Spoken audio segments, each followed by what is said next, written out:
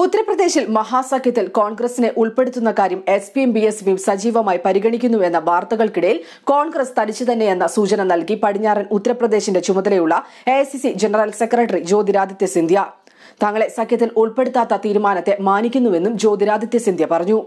ഇപ്പോഴത്തെ സാഹചര്യം വ്യക്തമാക്കാം. തങ്ങൾ വേറെ പാത തെരഞ്ഞെടുക്കുകയാണെന്ന് എസ്പിയും ബിഎസ്പിയും വ്യക്തമാക്കി കഴിഞ്ഞു. എന്നാൽ അവരുടെയും കോൺഗ്രസിന്റെയും ലക്ഷ്യം ഒന്നാണ്. ഞങ്ങളുടെ പാത രണ്ടായിരിക്കും എന്ന ലക്ഷ്യം ഒന്നാണ്, ജ്യോതിരാദിത്യ സിന്ധ്യ മാധ്യമങ്ങളോട് പറഞ്ഞു. കേന്ദ്രത്തിൽ UPA സർക്കാർ നിലവിൽ വരണമെന്നാണ് ഞങ്ങളുടെ ആഗ്രഹം.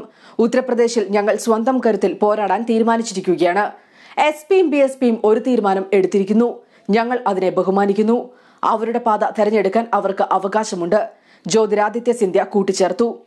SP നേതാവ് അഖിലേഷ് യാദവിന് ഒരു കൊട്ടുകൊടുക്കാനും സിന്ധ്യ മറന്നില്ല. കോൺഗ്രസ് സഖ്യത്തിന്റെ ഭാഗമാണെന്നും 2 സീറ്റ് വിട്ടുകൊടുത്തിട്ടുണ്ടെന്നുമുള്ള അഖിലേഷിന്റെ പ്രസ്താവനയോടാണ് സിന്ധ്യ പ്രതികരിച്ചത്.